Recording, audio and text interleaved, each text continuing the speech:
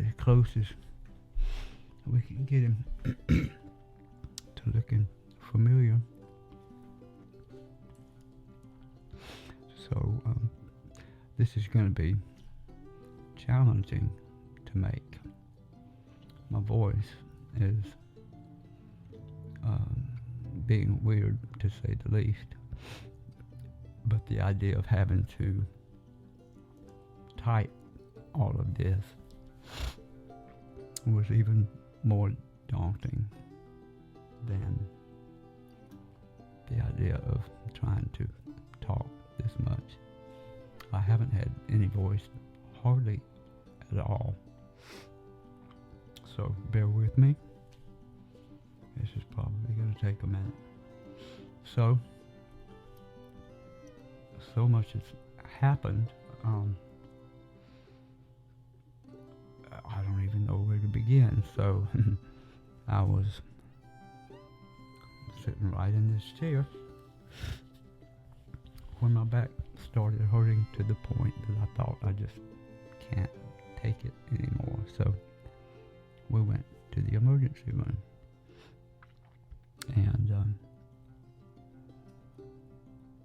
and I thought I would, get a shot or something, and then they would send me home, and then we would slowly progress towards the original surgery date. And that's not what happened. While I was in there, the surgeon decided to just go ahead and admit me and go ahead and have the surgery. So that was a shocker.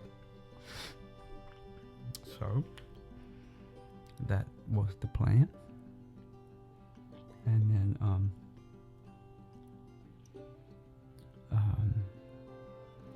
just to shorten things, the day of the surgery, and for those of you that this is a complete surprise to, they say my voice is going to come back. I don't know, but they say it's going to get better, so don't panic, because that's only going to make me panic. The day of the surgery comes, and when they were preparing me to roll me on my back, they put these electrodes all over your body that kind of help monitor to make sure that you're getting sensation everywhere that you need to get it. And when they rolled me on my stomach, my arms disappeared, which told them there was something wrong with a disc in my neck. So they pulled the plug on the fusion surgery and decided that they were going to replace a disc in my neck. So we get ready, and same deal, we go in the next morning, and instead of doing my back, they were going to do my neck. I'm so sorry, this is very difficult for me.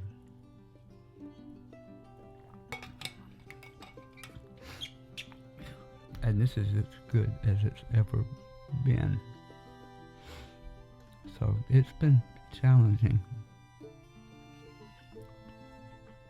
So apparently when they did the disc in my neck, it was a cinch. It went quick, no big deal. And he had already left, and I remember I didn't have my hearing aids in, so I couldn't hear, and the nurse that was there with me when I started waking up, she was like, everything went great, everything was wonderful, And then she goes, "Oh no." And I'm like, "What?" And she says, "You're bleeding." And she puts her hands on my neck, and I'm thinking, because I can't hear, I'm like, what the hell is going on? I think they called it a hematoma. So I had some kind of a blood clot. I started bleeding, and they couldn't figure out why. And then, so I'm freaking out, trying to figure out what's going on. They haven't knocked me back out. And I'm sitting there watching them, and then they pick me up and put me back on the operating table. And then I'm out cold again. That was a terrifying moment. And then what followed were days of questions, because we couldn't figure out what happened, and my tongue just quit working altogether.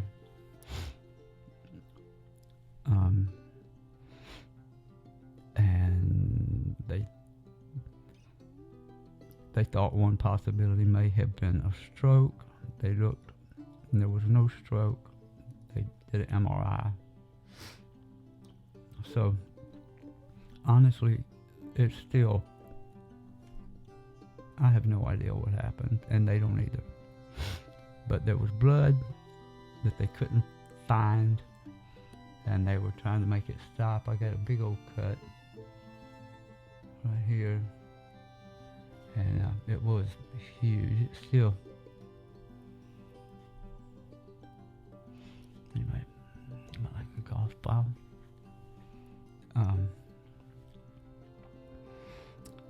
So I woke up, and I couldn't swallow. Everything was so swollen, and they had me plugged up on IVs and stuff. So anyway, I think I wound up being like 11 days in there, something like that. And apparently, for some reason, my esophagus,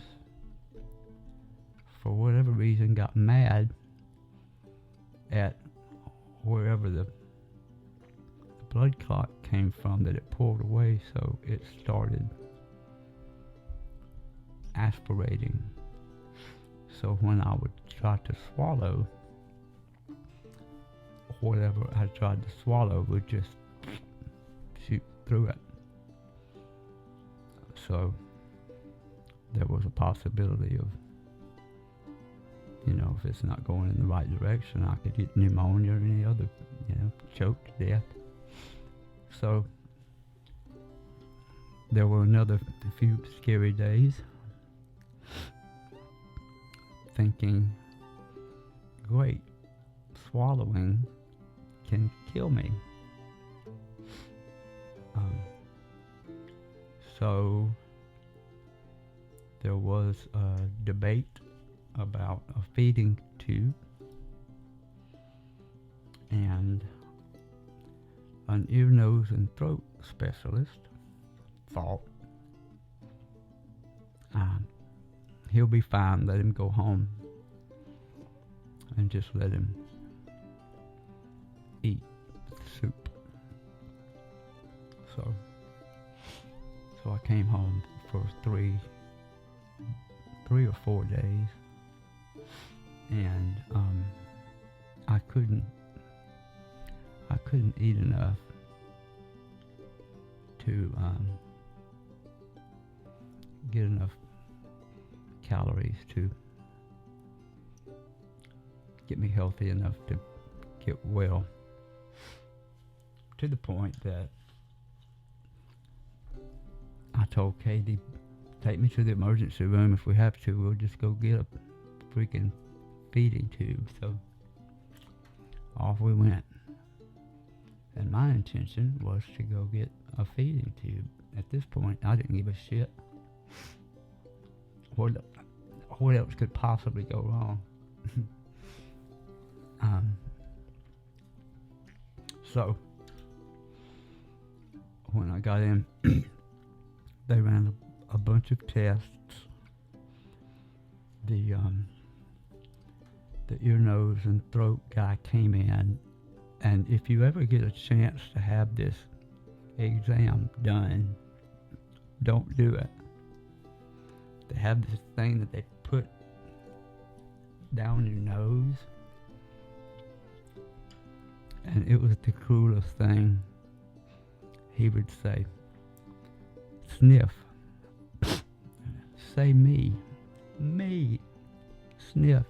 And while he's doing it, he's trying to see my vocal cords. And at one point, he thought my vocal cords were not working, which was obviously terrifying for obvious reasons. They feel confident that my vocal cords are working. My tongue, however, is still not cooperating. It's kind of just laying there. It is much, much better than it was. I lost a bunch of weight, but I'm eating like a horse, finally. I did have a really interesting swallow study. They basically put me on an X-ray machine and had me swallow a bunch of things so I could watch myself swallow. I actually had two of them, one early on, and that's the one when I got really shook up, because when I would swallow, the food would just go everywhere, and it was pretty unnerving.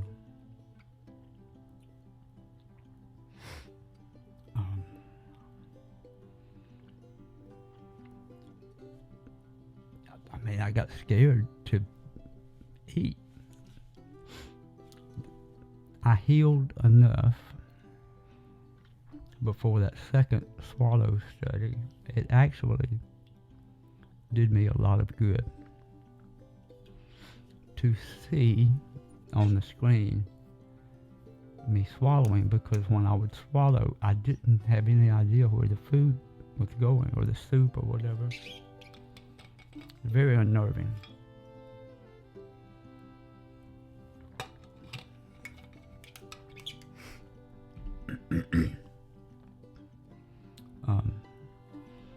So it did help me to watch on the screen when I would swallow, and to watch,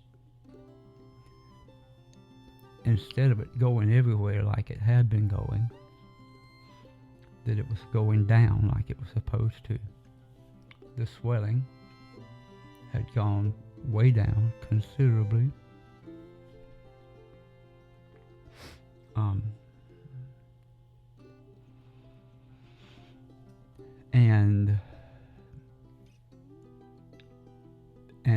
And the parts of my esophagus that had been aspirating or separating were at least together enough, for the most part, whatever I was swallowing was going where it was supposed to go. Great, which meant no feeding tube. So I could finally eat and get healthy again. So all of that,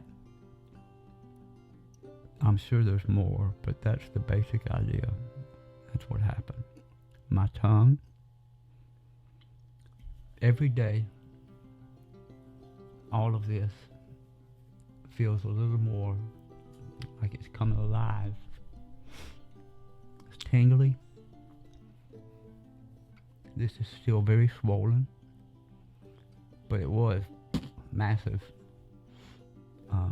So every day it's a little better. not as quick as I want it to be. My voice is, if you had heard it earlier, it would have been even more unnerving. And the only reason I'm doing this is not to alarm you, but to, I hope, give you hope. Because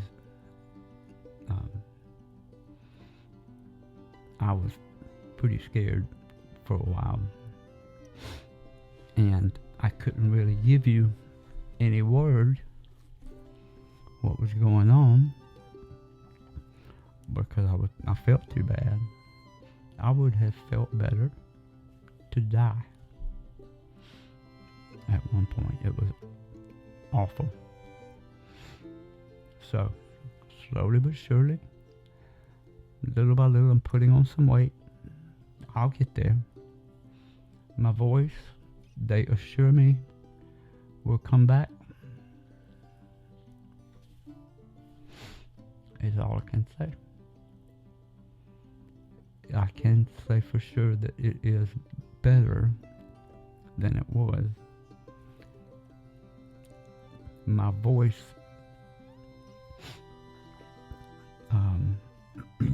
it almost felt like going through puberty or something. Like it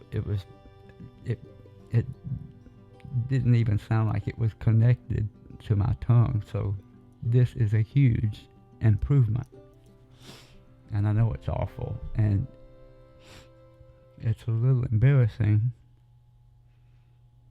but I felt like you deserve to know, and so I'm telling you, everything's gonna be okay. I have no idea how long all of this is gonna take. I am just now getting to where I can get from one room to the next. I was so weak.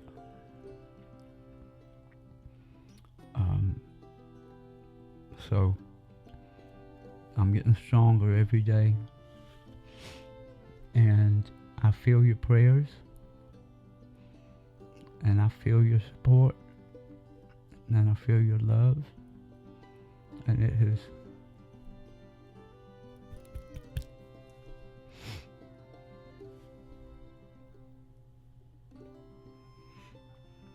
carried me.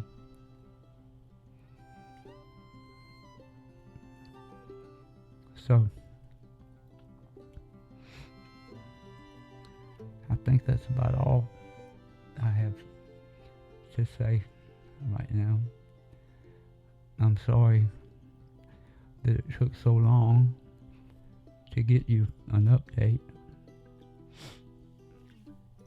I didn't want to just throw something on Facebook.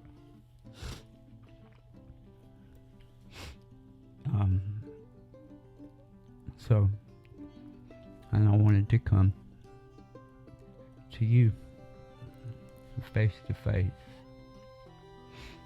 I didn't want you to hear it from somebody else. So, I love you, and it's going to get better, and it's going to take a while, and it's going a lot slower than I wish it would. But he said, the surgeon said that he read, he said there's no reason for this whatsoever. There's just no logical explanation. He said there was one case, there's like a 12th node or some kind of a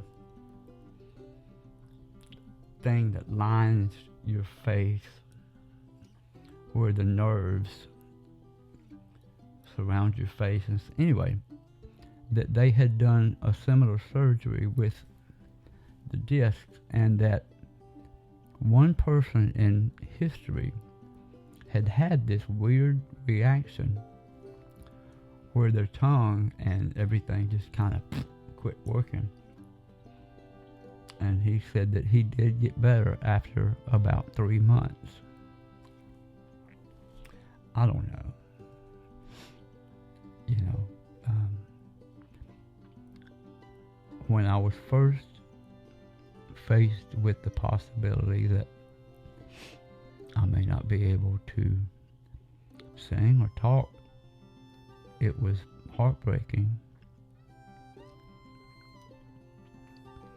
But, you know, laying in a hospital bed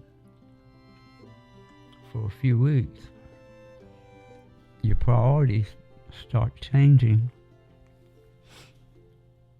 And today I'm pretty damn glad just to be alive, and anything else is gravy.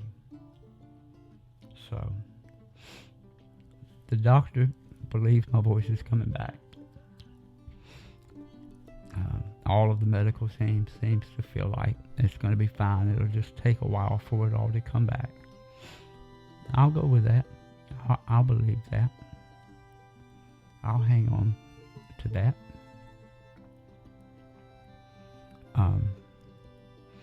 So it may just take us a minute before I can get back to singing for you.